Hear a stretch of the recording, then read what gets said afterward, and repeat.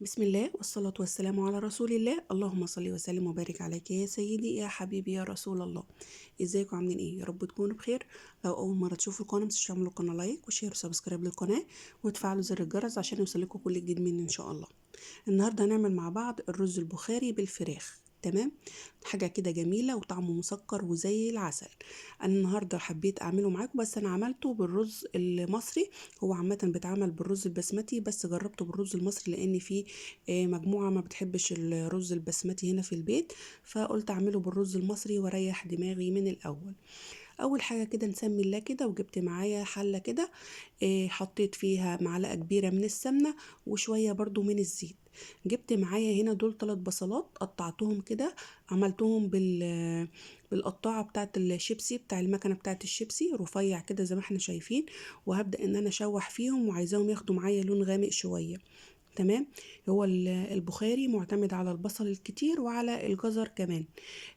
شايفين بدأ ياخد معايا لون زي ما احنا شايفين كده اهو، يغمق معايا شوية. هنزل بقى معايا هنا كده 4 جزرات او 3 جزرات كبار، بشراهم كده بالشكل ده.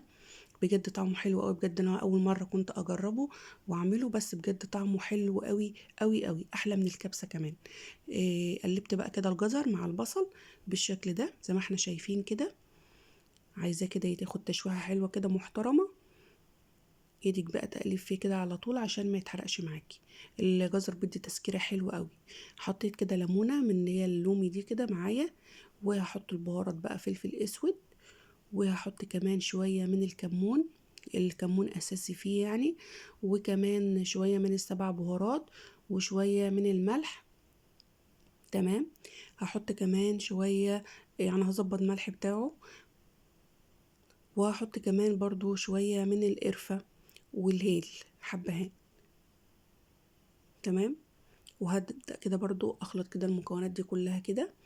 دي كده القرفة اهي، حطيت برضو منها شوية، لو عندك خشب حطي خشب عادي يعني. وهشوح برضو القرفة ريحتها كده تطلع. ما بتحطش عليها بقى طبعا لا كاري ولا كركم ولا اي حاجة من الكلام ده. معايا طبعا الفراخ، انا غاسلة الفراخ وحلو جدا ومتبلها.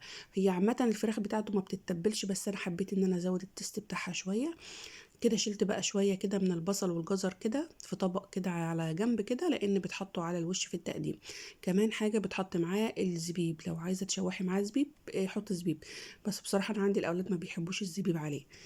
جبت كده كمان طماطميتين كده، ضربتهم في الكبة، مش عصير، لا انا عايزاهم بس فرم كده حاجة بسيطة. وكمان ممكن تحطي معلقة كبيرة من صلصة الطماطم لو متاح عندك. وهقلب بقى، حطيت كده الميه، وهظبط الميه بتاعتي علشان انزل بقى بالفراخ بتاعتي. زي ما قلت لك الفراخ انا غسلاها ومتبلاها بايه، ببصلايه وملح وفلفل اسود فقط لا غير. كده حطيت كده 3 عيدان من القرفه، لا اسفه، حطيت 3 عيدان من المسمار اللي هو القرنفل، وشويه من الهيل. الفراخ اهي متبلاها ملح وفلفل وبصلايه بس بشرها كده. وهنزل بقى بيها كده على الشوربه كده، اللي احنا دي هتبقى الشوربه بتاعه الرز. انا مقطعه الفرخه كده مكعبات، حابه ان انت برضو تقطعيها فراخ نصين كده عادي. تمام. وهسيبها بقى كده تستوي وتنزل الصوص بتاعها كده في الشوربه دي اللي احنا عملناها مع بعض. وكده تبقى تمام جدا. هسيبها بقى تكمل السوا بتاعها، وهنشوفها مع بعض اما تستوي. هنجيب بقى صينيه ونرفعها مع بعض بقى كده، ندخلها الفرن. ممكن انت تحمريها قبل ما تدخليها الفرن في الزيت، بس عامة كده كده هي انت برضو بتحمريها بعد ما بتطلع من الشوربة دي، بتدخليها برضو الفرن، لان اللون بتاعها بيبدأ يروح ويغير معاكي. فانا حبيت ان انا اعملها مرة واحدة وتبقى في الاخر تتعمل. جبت كده معايا الرز الكمية اللي انت عايزاها، ونزلت بيها كده بقى على الشوربة بتاعتنا دي كده اللي احنا عملناها.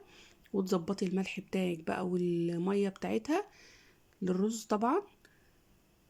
وكده تمام. هسيبه بقى يتشرب المية دي كده واستوي مع نفسه، وبجد بيبقى طعمه تحفة. شكله ما اتشرب كده تمام. هوطي عليه بقى كده واحط له الشياطة كده من تحتيه، وهوطي عليه كده واسيبه يعيش مع نفسه. بجد حلو. ولونه كمان حلو ومختلف كده عن لون الكبسة. وطعمه مميز بجد يعني. لايك وشير وسبسكرايب للقناة لو أول مرة تشوفيني، وكومنت حلو منك بقى، ونصلي على الرسول عليه أفضل الصلاة والسلام. كده الرز بتاعي خلاص بدأ دخل في السوا حلو. هجيب بقى الكمية اللي انا كنت شايلها على جنب البصل والجزر، وهبدأ ان انا احطها كده على وش الرز. وقلت لك لو انت حابة ان انت تحطي تضيفي الزبيب عليه كمان، الزبيب بيبقى حلو برضو، بس انا عندي الاولاد ما بيحبوش الزبيب على الرز. تمام. بيبقى طعمه حلو، بيدي تسكيرة حلوة كمان. حطيت كده بقى، وهنبدأ ان احنا نجيب طبق للتقديم، وهنقدم مع بعض الرز البخاري بالفراخ. وطبعا الفراخ انا دخلتها الفرن، خدت وش شواية كده، بجد طعمها كان حلو جدا، وشكلها وريحة الرز تحفة. هنجيب بقى طبق كده حلو كده، اي شكل انت حابه انت تقدمي فيه وتقدمي فيه.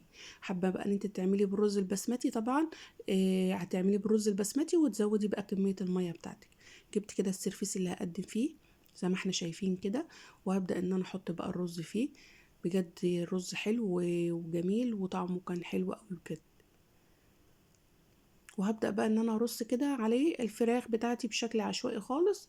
انا مقطعه الفراخ كده مكعبات صغيره، لان طبعا الاولاد يعني صغيرين وكده، فبيبهدلوا الفراخ وكده. فكل واحد بقطع له الحته بتاعته اللي هي تكفيه على قده. تمام. ده كان الفيديو بتاعنا النهارده، يا رب يكون الفيديو بتاعنا عجبكم، وتكون الطريقه سهله وبسيطه ليكم، مش مكلفه. وقاعده افكر كده اعمل ايه للاولاد، فقلت اما اقوم اعمل الاكله الحلوه دي. اول مره كنت بصراحه اجربها، بس بجد طلعت حلوه وهعتمدها على طول ان شاء الله. عملت سلطه خضراء كده جنبها بالشكل ده، وحطيت على السلطه كمان وشها كده شويه من الحمص الشام. إيه، يا رب الفيديو بتاعنا النهارده يكون عجبكم. لايك وشير وسبسكرايب للفيديو للقناه، وتفعلوا زر الجرس عشان يوصلكم كل جديد. واشوفكم في فيديو جديد، والسلام عليكم ورحمه الله وبركاته.